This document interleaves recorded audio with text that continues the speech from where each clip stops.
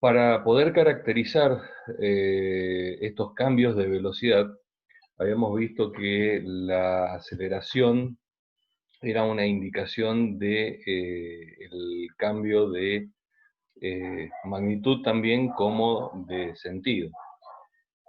Lo que vamos a ver ahora es de qué manera estos cambios influyen en la variación de la velocidad y cómo los podemos caracterizar y qué ecuaciones nos permiten relacionarlos.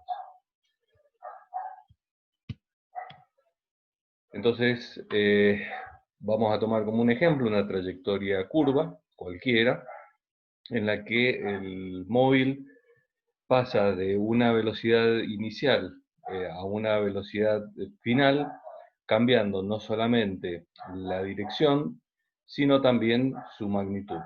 De tal manera que podemos definir un cambio de la velocidad que va a estar dado por la diferencia entre las dos magnitudes vectoriales, que es lo que vemos dibujado acá al lado. Definiendo entonces la aceleración media como ese cambio en relación al tiempo que demora en hacerlo, podemos determinar digamos, esta aceleración media que tiene la característica de que vectorialmente, como vemos también en la ecuación, tiene la misma dirección y sentido que este cambio de velocidad, dado que el tiempo en realidad es un escalar. En el límite, o sea, cuando estos intervalos de tiempo se van acercando, lo cual nos aproxima a un punto en esa trayectoria, definimos la aceleración como instantánea, como habíamos visto antes, como la derivada de la velocidad respecto del tiempo. En particular, una de las características que hemos visto es que siempre la velocidad instantánea en un punto es tangente a la trayectoria.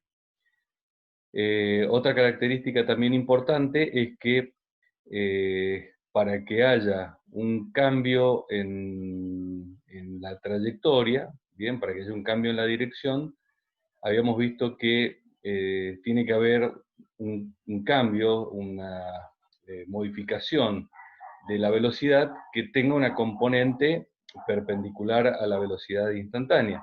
Por lo tanto, la aceleración también tendría que tener una componente perpendicular para que haya un cambio de dirección.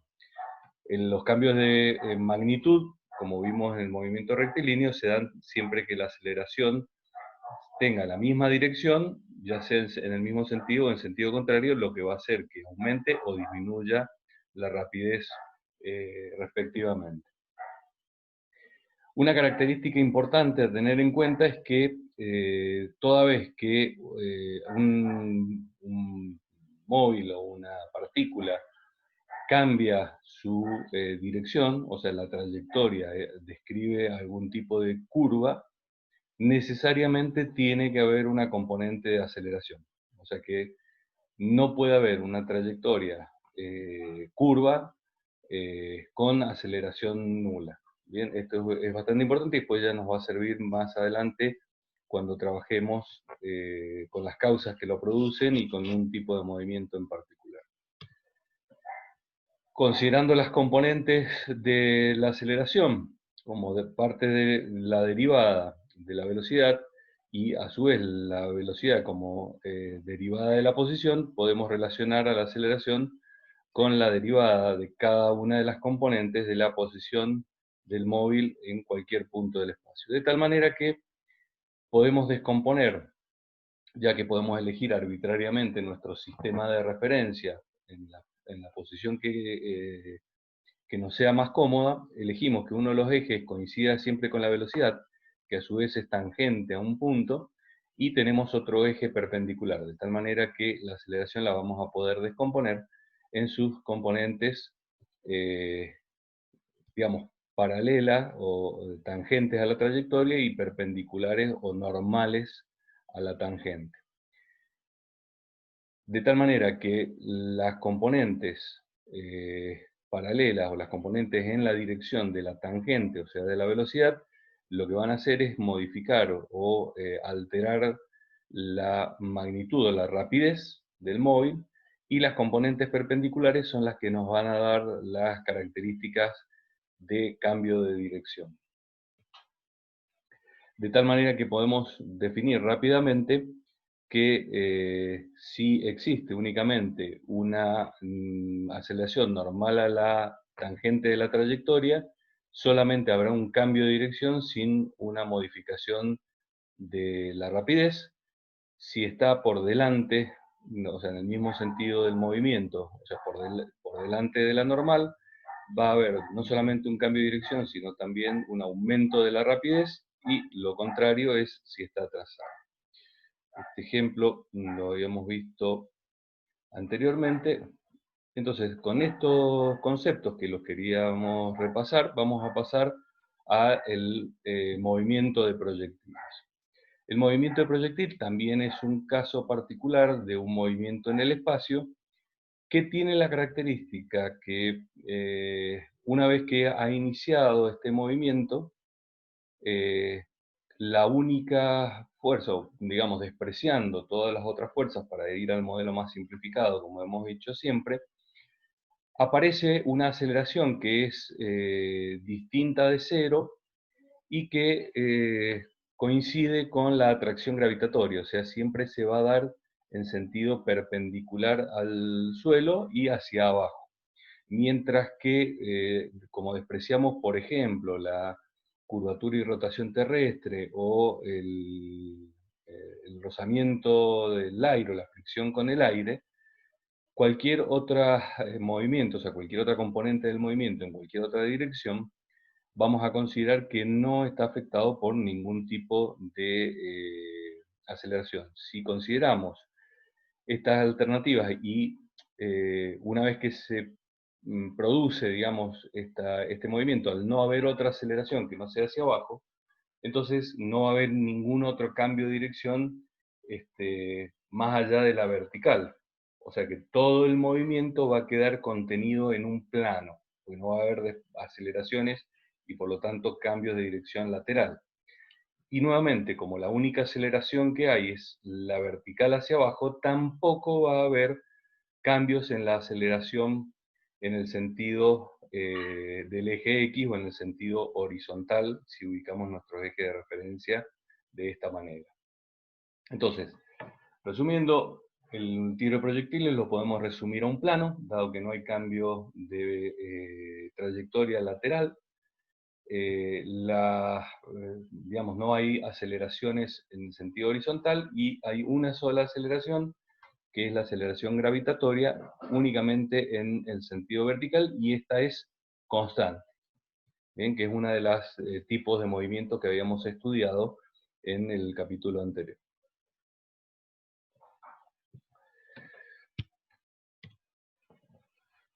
Combinando, o mejor dicho, descomponiendo este movimiento en un plano en dos movimientos, de acuerdo a las componentes de la velocidad en el sentido horizontal y en el sentido vertical. En el caso del sentido horizontal, dado que no hay una aceleración, la velocidad en cualquier instante de tiempo va a ser siempre igual a la componente horizontal de la velocidad. Por lo tanto, y yendo a las expresiones que habíamos encontrado en el movimiento unidimensional o en el movimiento rectilíneo, lo que observamos es que podemos determinar a través de esta expresión la posición en cualquier instante de tiempo.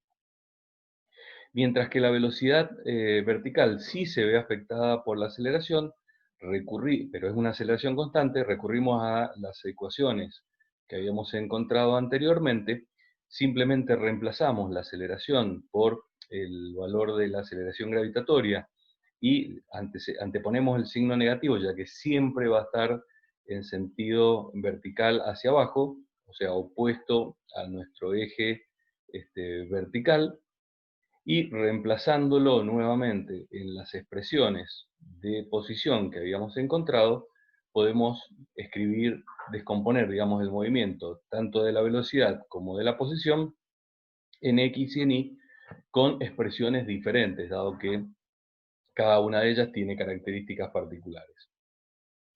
Esto lo podemos hacer, primero, porque es un modelo simplificado, y segundo, porque le asignamos características vectoriales a la tanto a la posición, a la velocidad o a la aceleración. Bien, entonces aplicamos los conceptos de análisis matemático del álgebra vectorial que habíamos estado estudiando. Otra de las cuestiones para simplificar estas ecuaciones es considerar siempre el instante inicial como cero y ubicar en el punto de partida de todo el movimiento el origen de coordenadas, o sea, las coordenadas iniciales de este tipo de movimiento conviene siempre, a los efectos de simplificar el cálculo, que sean igual a cero. De esta forma, teniendo, por ejemplo, una velocidad inicial, o sea, un móvil o una partícula que es lanzada con una velocidad inicial, a partir del momento en que ésta deja el motivo o la causa que la impulsó, va a adquirir esa velocidad inicial. Esa velocidad inicial la vamos a poder descomponer trigonométricamente en dos componentes perpendiculares, una horizontal y una vertical a través de las expresiones trigonométricas que habíamos visto. A partir de ese momento, como dijimos, descomponemos el movimiento horizontal como un movimiento lineal y uniforme, esto es que la velocidad no cambia, y en el caso del movimiento vertical, en forma de un movimiento vertical que va digamos, a ascender, en el principio porque tengo una componente inicial hacia arriba, va a alcanzar un punto, digamos, a una determinada altura, dado que como la aceleración está en sentido contrario de la velocidad, pero están en la misma dirección, va a ir disminuyendo su rapidez, su magnitud, hasta un punto que se va a hacer cero. Como la aceleración sigue actuando, es como si partiera con una velocidad inicial igual a cero y comienza a aumentar su rapidez, va a ir acelerando a medida que se acerca al suelo, siempre de acuerdo a esta aceleración. Entonces, reemplazando en las expresiones de la posición por las componentes de la velocidad inicial en las expresiones que habíamos encontrado y operando, o sea, teniendo en cuenta cuál es la relación que hay entre la posición vertical y horizontal inicialmente, podemos encontrar esta relación. Teniendo en cuenta que tanto la velocidad inicial como el ángulo de partida, o la tangente del ángulo de partido, y la aceleración gravitatoria son constantes, vemos que este tipo de ecuación, o sea, la que me relaciona la posición vertical con la posición horizontal, es la expresión de una parábola. Bien, tiene la forma de una parábola. Ven, acá tenemos el término independiente, una constante, que en este caso en la ecuación general la llamamos B. Tenemos el término cuadrático, bien, y todos estos son valores que son constantes, por lo tanto, representan a la constante C de la ecuación de la parábola. Esto nos da la idea de por qué cuando describimos el movimiento de un proyectil vemos que tiene esa forma característica. Ahora, si vamos a considerar la resistencia del aire, entonces ahí tenemos que tener en cuenta que sí va a haber una aceleración en el sentido horizontal, pero también va a haber una aceleración debido a los efectos de la resistencia del aire en el sentido vertical. No lo vamos a estudiar ahora, digamos, un poco más complejo el análisis. Más adelante sí vamos a tener herramientas para hacer este tipo de deducciones.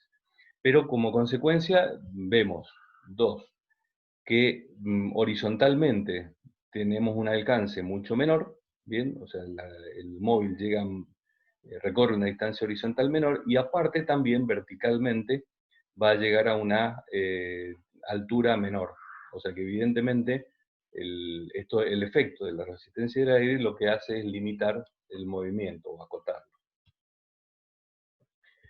Vamos a ver o continuar con el ejemplo que estuvimos viendo anteriormente de la esquiadora, una vez que parte de la rampa, o sea, habíamos visto que venía descendiendo, pasaba por un punto inferior, comenzaba a ascender y a partir de ese momento deja la rampa, ¿bien? Y comienza a moverse a través del aire. Vamos a despreciar en principio la resistencia del aire y vamos a tratar de determinar qué aceleración tienen los puntos G, H e I.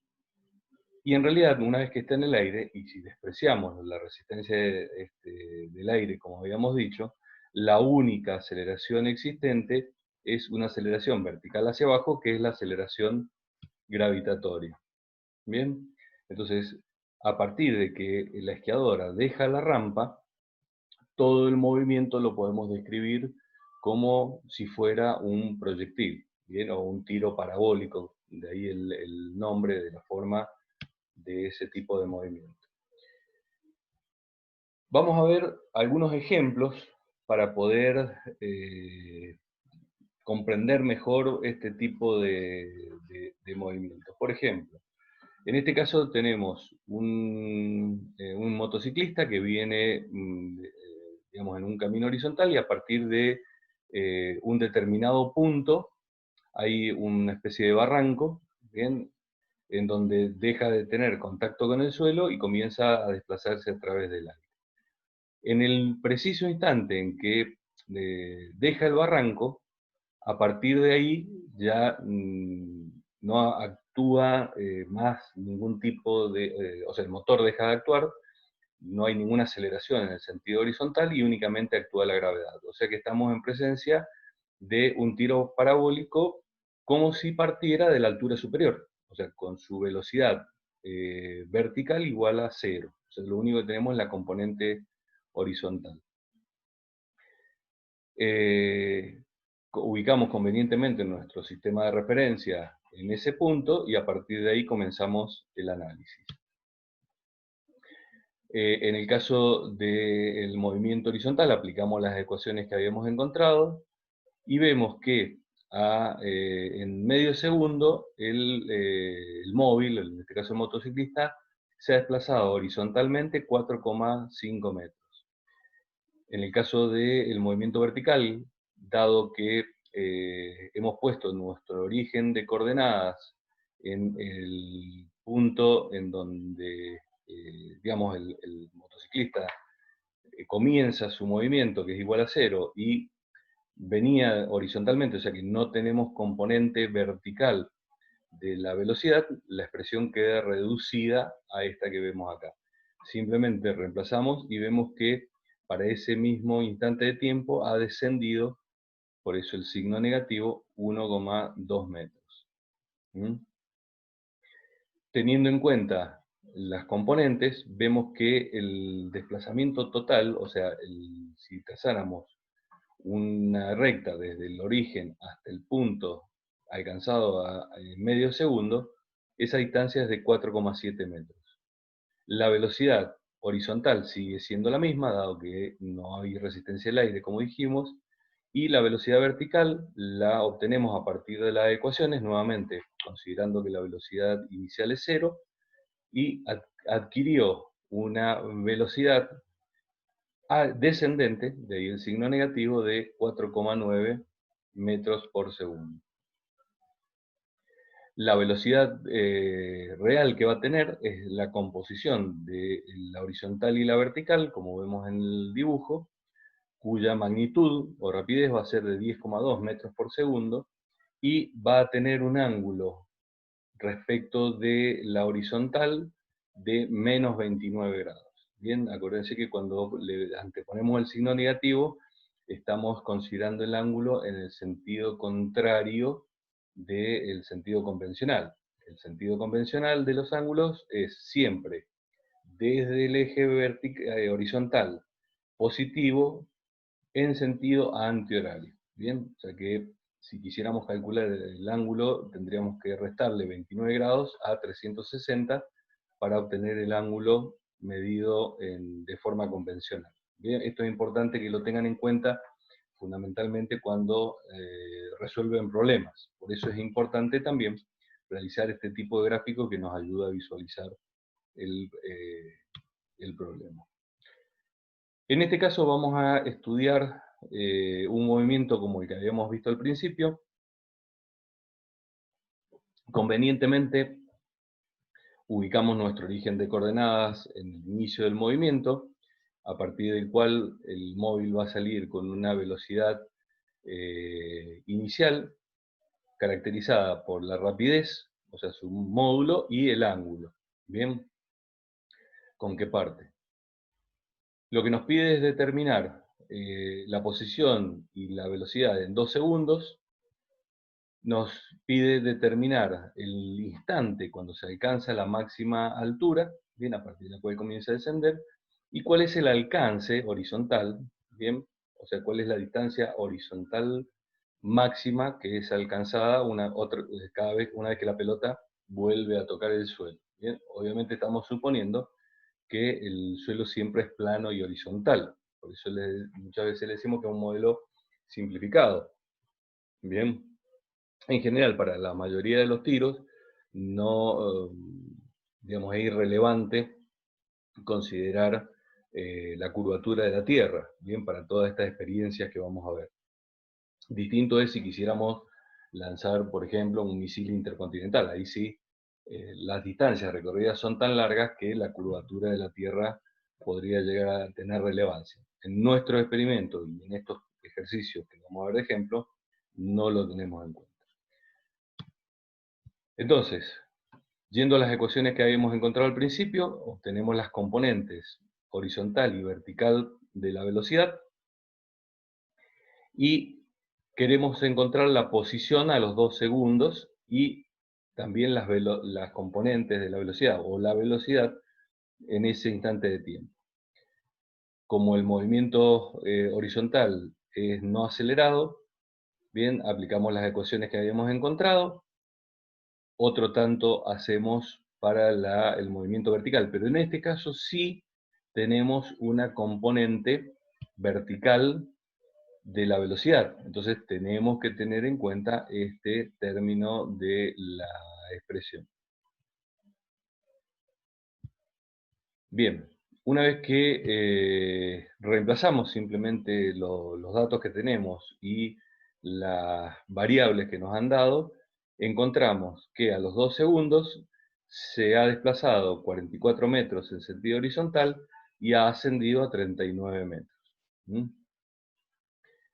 Calculando las velocidades con las expresiones, como la velocidad horizontal no cambia, es la misma que teníamos inicialmente, y calculando la vertical, vemos que la velocidad, luego de 2 segundos, ha reducido su magnitud, o sea, ha ido disminuyendo, que es lo mismo que veníamos viendo. Pasó de prácticamente 30 a 10, se redujo prácticamente en 2/3. Pero al ser positiva nos indica que en ese instante de tiempo todavía la pelota está ascendiendo, o sea, no hemos alcanzado la máxima altura. O sea que vamos a encontrarla seguramente después de los 2 segundos. Calculamos por trigonometría el módulo de la velocidad y el ángulo que forma respecto del horizontal. En este caso sí, si en el gráfico, por ejemplo, quisiéramos anotarlo, a ver, denme un segundito. Bien, si trazáramos una horizontal, una línea horizontal, el ángulo que estamos describiendo en este caso sería desde la horizontal hasta ese punto. Bien, ese sería este ángulo alfa que tenemos aquí. Bien, el segundo punto que nos pide determinar es cuál es el punto más alto. Sabemos que en el punto más alto es cuando el móvil alcanza, digamos, verticalmente una velocidad igual a 0, porque a partir de ahí comienza a descender, o sea, cambia de signo la velocidad. Recuerden que, como es una magnitud vectorial, el cambio de signo, aunque la velocidad sea 0, digamos, alrededor del cero, va a cambiar de un signo positivo a un signo negativo. Esto es un cambio de sentido, y un cambio de sentido implica necesariamente que haya una aceleración. Eso también es importante recordarlo. Aplicando las ecuaciones que habíamos visto, e igualándola a cero, ¿bien? Despejamos el tiempo de la expresión y nos dice que lo encontramos la altura máxima se alcanza a los 3,2 segundos, algo que ya habíamos supuesto, porque dijimos que a los 2 segundos todavía se iba desplazando con una componente vertical positiva de la velocidad. O sea que el resultado este es lógico con los resultados que hemos obtenido anteriormente. La altura máxima se va a alcanzar en este instante. Entonces utilizamos la expresión de la altura, o sea, la posición en i, la reemplazamos simplemente por h, a los efectos de saber que nos referimos a la altura máxima. Reemplazamos el tiempo en la expresión del movimiento uniformemente rectilíneo y uniformemente acelerado en el instante de tiempo s, y nos dice que la altura máxima es de 44,7 metros. Nuevamente es positiva porque está por encima del origen de coordenadas. A partir de esta expresión, lo que queremos determinar es el alcance horizontal. Entonces, tenemos, o lo podemos hacer de dos maneras distintas. Una es en dos pasos. O sea, si consideramos que el movimiento vertical sube hasta un punto y vuelve a bajar hasta la misma altura, simplemente podemos considerar que el movimiento se da cuando se alcanza nuevamente la altura del suelo. Entonces podemos despejar el tiempo de esta expresión, bien, igualando la altura a cero, y nos queda que se alcanza los 6,4 segundos. Luego reemplazamos ese tiempo en la expresión de movimiento horizontal y vemos que la distancia recorrida es de 134 metros. Otra forma sería, bueno, si calculamos la componente vertical,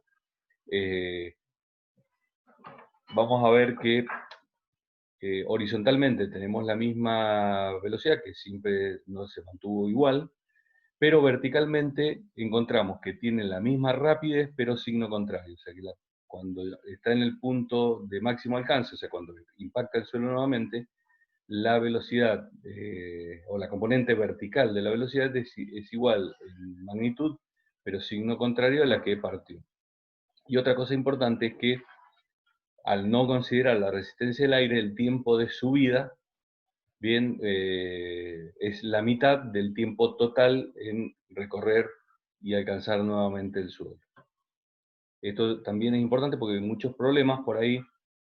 No hace falta quizás hacer todo el cálculo para encontrar el tiempo, sino sabiendo el tiempo que alcanzamos en llegar a la cúspide, digamos, al punto más alto, simplemente lo multiplicamos por 2 y vamos a tener el tiempo en que desciende nuevamente.